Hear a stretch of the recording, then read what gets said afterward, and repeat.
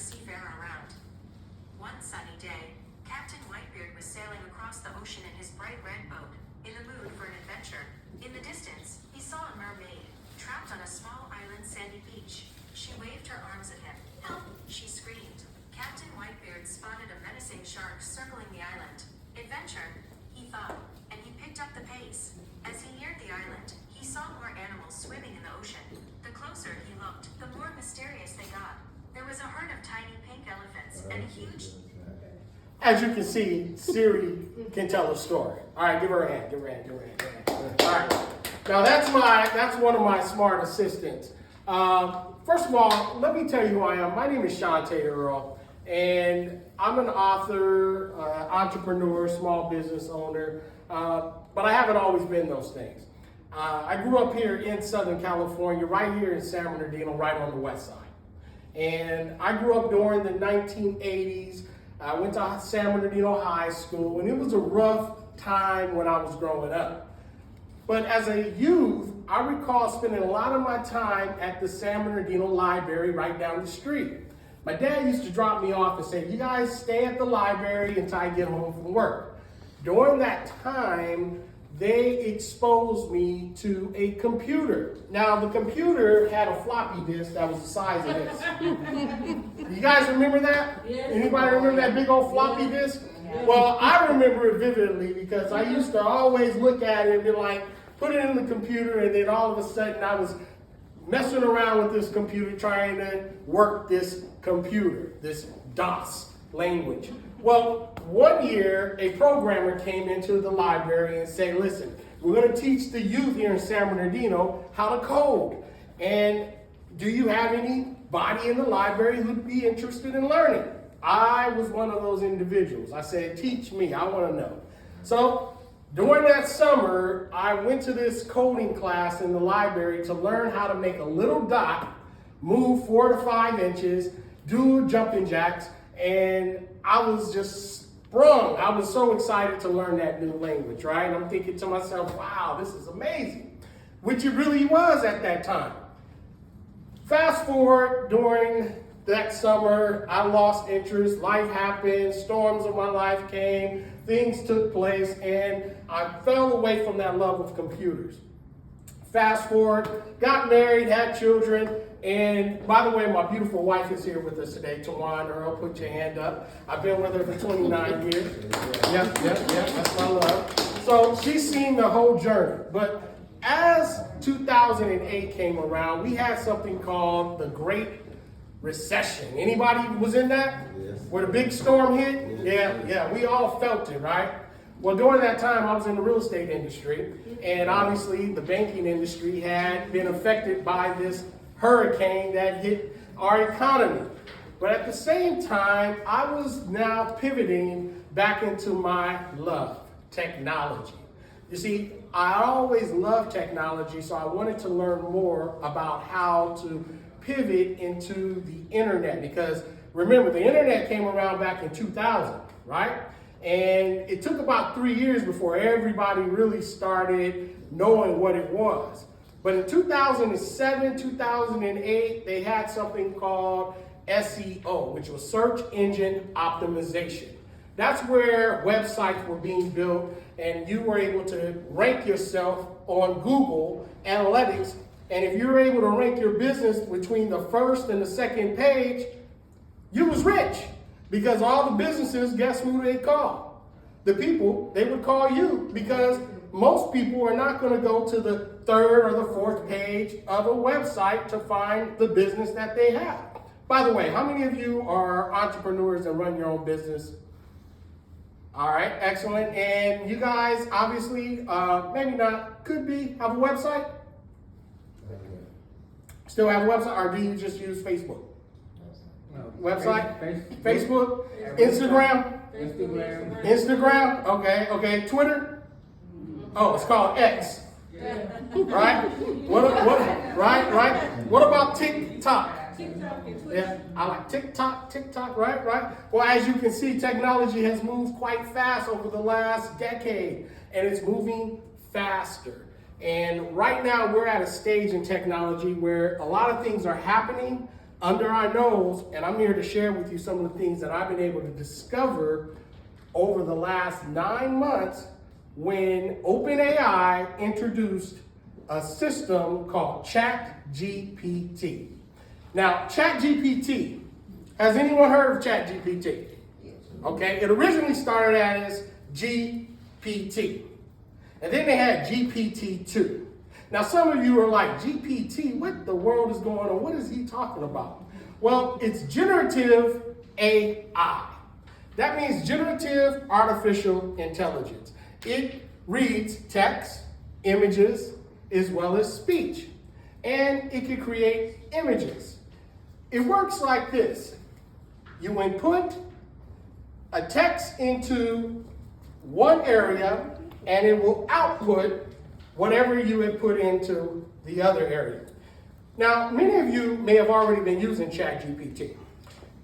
Let me give you an example of how AI would work. Hi, my name is Chante, and I'm here to share with you all about ChatGPT.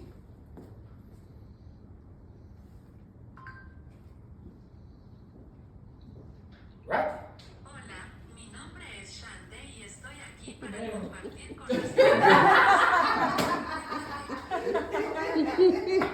Did you hear that? All right, that's my smart assistant, right? That's my smart assistant. And the beauty of that, because Google has been offering one of the greatest translators called Google Translate. Now, keep in mind, it's a language learning model. It has learned hundreds of different languages. You speak in one language, and it will shoot out something totally different in another, right? Now, let's play a quick game. You guys down for games? Yep. All right, it's called Sci-Fi or Sci-Fact. Now, has anybody watched Star Trek? Yes. Any Trekkies in here? Yeah, I was a Trekkie. I was a Trekkie, right? Now, Captain Kirk, remember, I think science fiction is a replica of what the geeks are looking at from sci-fi movies, determining on how our future will look. Now, Captain Kirk, do you remember Captain Kirk? He'll go, beam me up, Scotty. And then all of a sudden his body would transform, and then he would appear in a whole separate area. Yeah. Is that sci-fi or sci-fact? With green screen, there's sci-fact. Huh? With the green screen, there's sci-fact because you can make yourself look like you're somewhere else even though you're on the phone.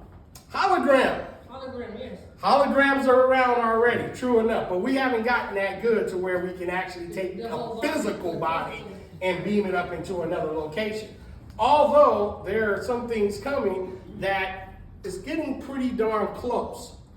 Now, Scotty would then also, Captain Kirk, if he wanted to make food, do you remember that scene? He'd go, tie, kai, by tie. And then all of a sudden something create right in front of him, that's what he would eat? 3D printer. Right? 3D printer. Sci-fi or sci-fact? It's a 3D printer. Right now, 3D printers can print chocolate into any form. There are literally homes being created from a 3D printer. You will speak or you will type something into a computer, and it will literally take that image and create it right in front of you in a matter of seconds or days. Now, that's sci-fact. What about I'm located in this location and the Earthlings are trying to attack me? That's Spock. GPS. Is that sci-fi or sci-fact?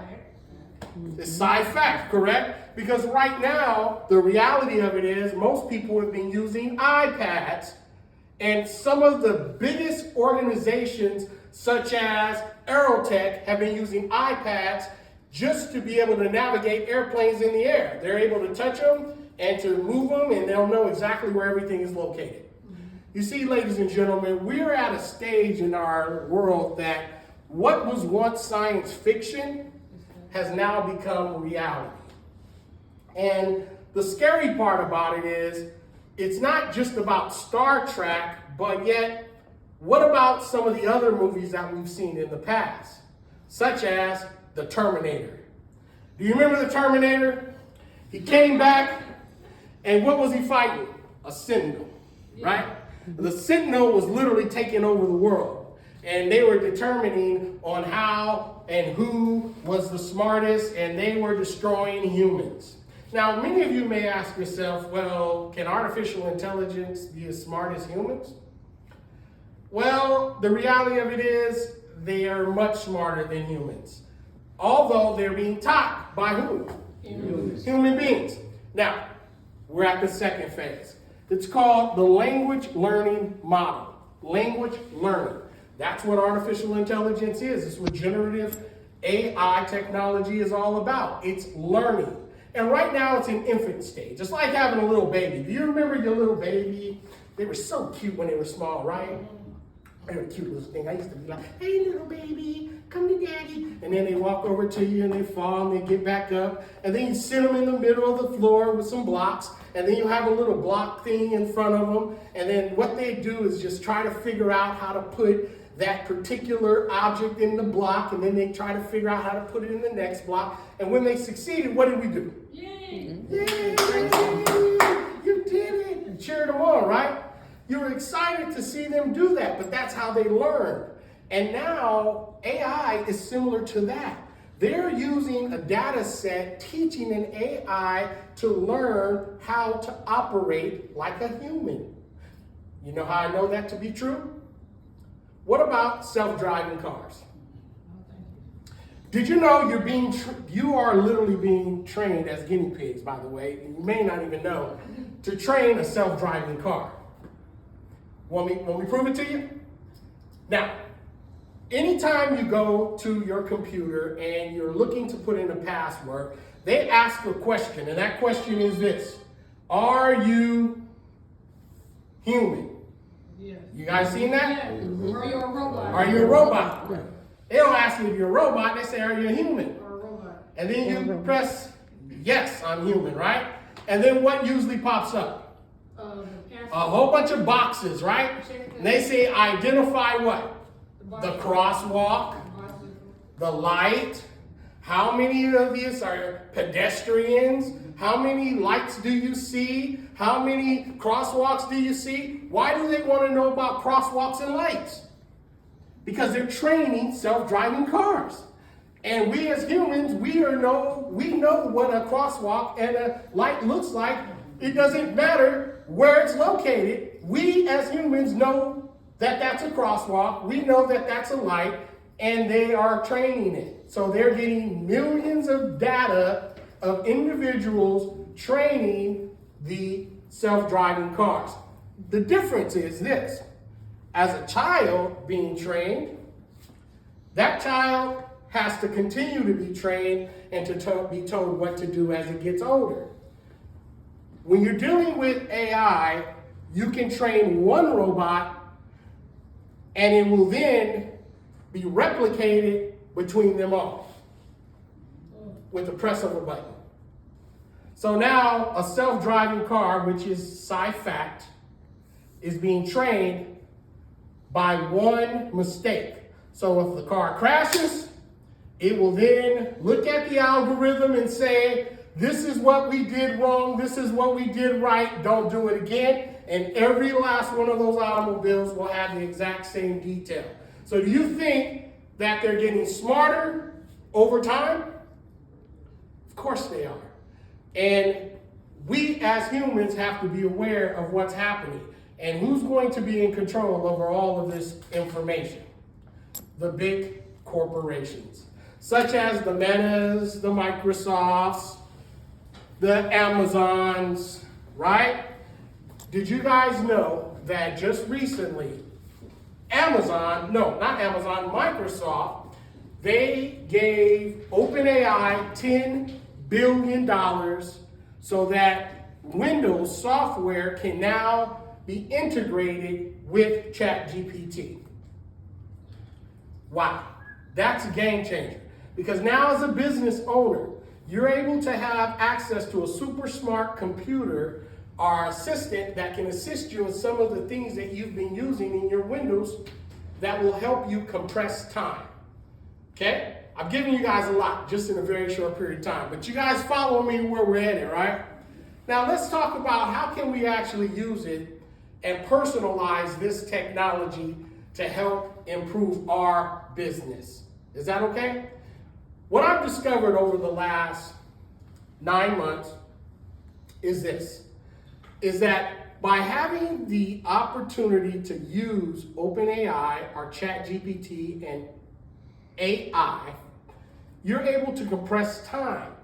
It will allow you to write letters, resumes, copyright work.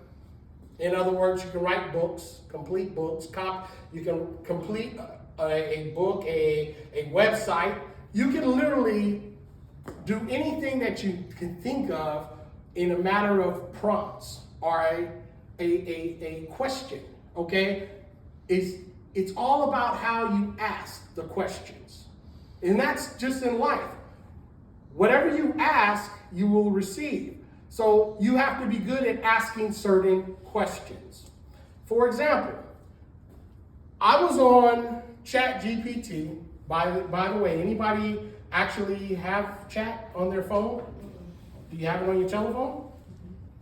Because if you don't, you can always download it on your cell phone, okay? I asked Chat, help me come up with 5 ideas for my business. And matter of fact, let me show you exactly what the response was. You guys can't see this, but I'm going to open it up for you. You have this interface, and I'll say, hello, your role, you have to give it a role, is a marketing director. Okay? Your role is a marketing director. Give me 5 ideas for my real estate business.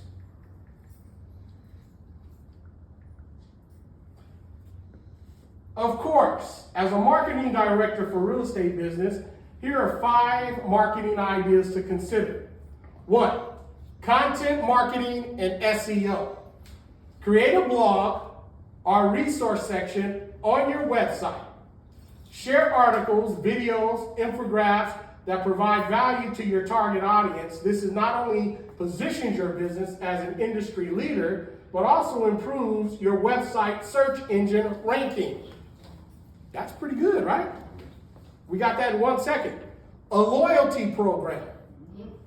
That's the next one. Introduce a loyalty or reward program for your customers. This can encourage repeat business and referrals. For instance, offer discounts or special deals for customers who refer friends or have made multiple purchases. Is that good? Yeah. What about local partnerships, social media campaigns, or email marketing campaigns? You see, this actually happened in a matter of what? Seconds. I just compressed time, literally. So the beauty is this, we have this technology in the palm of our hands. Each of us walk around with this technology. We all have phones. Everybody has a phone, right? Now, the telephone can be used for multiple things. It can be used as a telephone. You make a telephone call. Great. Some of us, that's all we use the phone for. Some of us use the phone to check our emails, right? We don't even bother going to our mailbox anymore because all the mail comes into our emails, correct? Some of us use our phone for what? Music. We listen to music on our phones. It is the way we listen to music. And many of us watch TV on our telephones. How many of you watch YouTube videos, television, Netflix?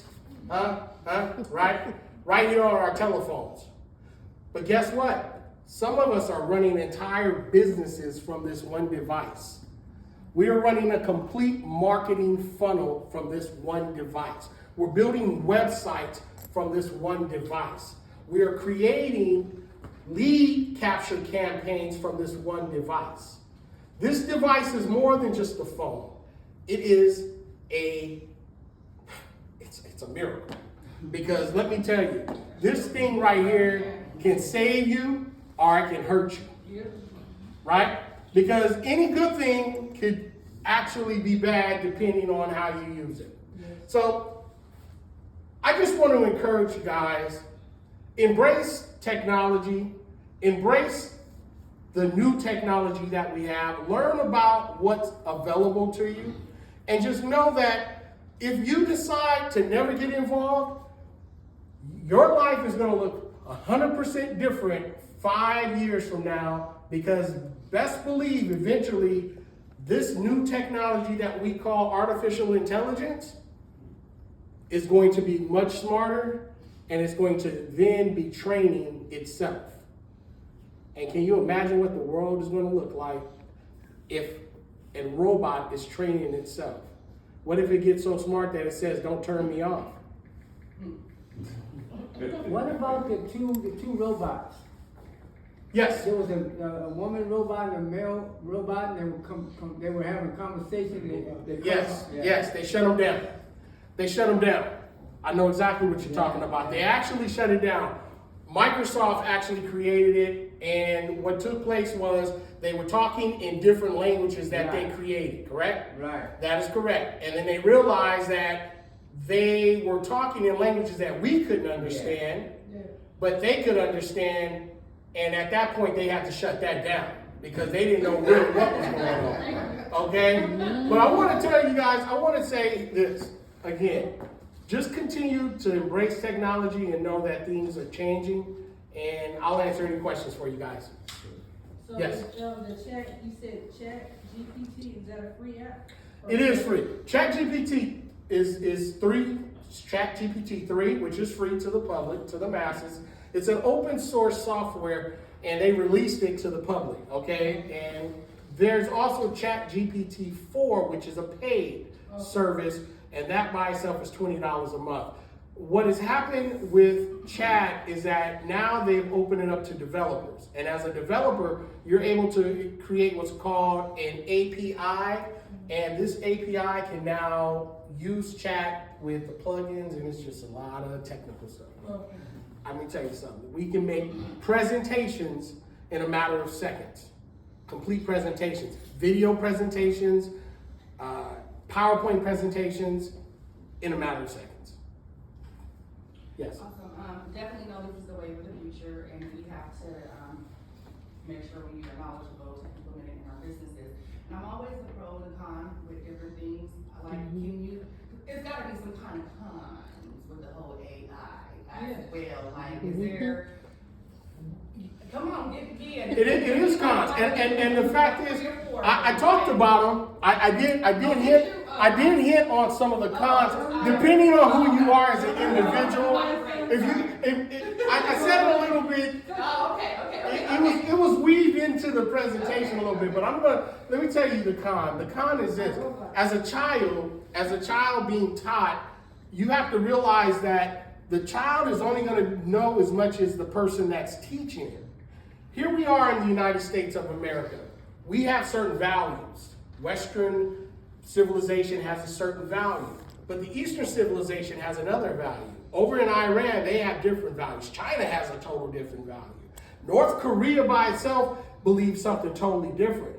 So keep in mind, this technology that we are exposed to is being taught by the individuals here in the United States. But what's to say that those who are in China who may have different beliefs about us here in the United States, what they're actually teaching it to do? Or what about North Korea, who literally is being sheltered from the entire world? What are they teaching their technology to come up with? If we can do what we can do with it, can you imagine what they can do, right? So that's the con. We just don't know what other people are saying or teaching it, because it is a model that's learning. And right now it's a baby. And as this baby gets older, it knows more. And it has access to everything on the internet. Imagine that. It has all the data, all the knowledge that has ever been published on the internet, and it's constantly getting fed more. And it's taking that information from algorithms and coming up with the answers to questions that we might ask it. So the con is, if they don't control, or we as people don't control what we are feeding it, it may decide to go sentinel and say, hey, I don't need a human being. I can handle this. Or a con could be that because of the way technology is moving, the con could be that we could be dealing with psychological warfare and may not be aware of it. It's happened before. It's a warfare mentally that happens. All you have to do is expose a person to a certain ideology or information over a period of time, and then they believe it to be true.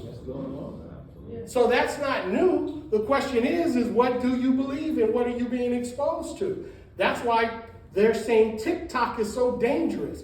Because did you know, here in the United States, the things that we see on TikTok is different from what they see in China? Yes.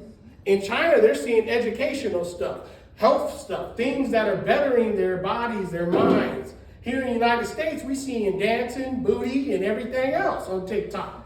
Mental, it's constant, psychological. And eventually, we believe it, and eventually we act on what we see, right? So that's a con, and that's happening. And that's why universities are saying, hey, you know what? We don't want them to be on TikTok. We don't want them to be on that. So we as adults, we have to be careful and mind our children and what they're being exposed to. Personally, I think the con of the whole thing is, if you remember, some of us are old enough to remember that we remember phone numbers in our head. You could tell what source those phone numbers, you could spit those phone numbers out. You had a host of phone numbers. You can't remember anyone's number now. I believe that if you continue with this path that we're on, it is going to dummy us down. So Yes, that's true. And I use it, to write a letter. I mean, it wrote some of the most best letters I would, but at the same time, now I'm depending on it, so I don't even stretch myself to write a simple letter. Facts. So it continues to go at this path, and you talk about young children, if they get attached to this, there's no more thinking about anything. It's just ask yourself. I have a grandson, Terry, his best line is, Google it. So he doesn't know, and you're not trying to learn, Right. because the answer's in your hand. Exactly. The answer that they want you to have is in your hand. So I broke my foot 6-7 months ago. I dropped an encyclopedia on it. It's taken them out of the cabinet. And the young people at my school said, what happened? I said, I dropped an encyclopedia on my foot. And no one knew what it was. An encyclopedia. No one at the school knew what an encyclopedia was. And 17, 20, 30-year-old, they did not know, well, what is that, Mr. Wallace? I said, it's a book. What kind of book is that? Right. I had to explain Wikipedia in a book. Right. And that's the whole point. So I say to everyone that is using it to don't stop reading. Don't stop learning. Because this is a disability that you are not even recognizing. Facts. And it can't be a disability, but that's just about anything in life. What you put in is what you put out. If you don't use it, you lose it. I know fifth graders, they can't read cursive. There's adults that can't even write cursive. I'm like, what? Like, it was mandatory. And it's just like, Writing and stop. Yeah. Yes. And I noticed that algorithm thing, what you feed yourself, it'll start feeding you more of. So whatever you want, you gotta, whether it be education or something like that, if you're, you know what I mean, they'll follow that algorithm, they'll follow that. Say, okay, I'm gonna start feeding you this. Yeah.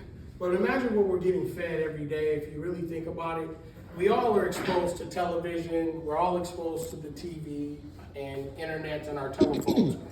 And you can just go onto your phone, go onto a website, and all of a sudden you'll start seeing ads from that particular thing that you were just watching on TV or something that you may have spoken. And that is artificial intelligence behind the scenes making decisions without any human being actually there, because they have to make the decision in a matter of seconds. So now this decision is being made fast. It says it knows what you like, it knows how you dress, it already knows how much money you got based on what clothes you've been looking at, it knows what shows you've been looking at, so they already know how to advertise to you. So what we have to do as business owners, we have to make sure that, one, we embrace technology to be able to enhance what it is that we're doing with our everyday life.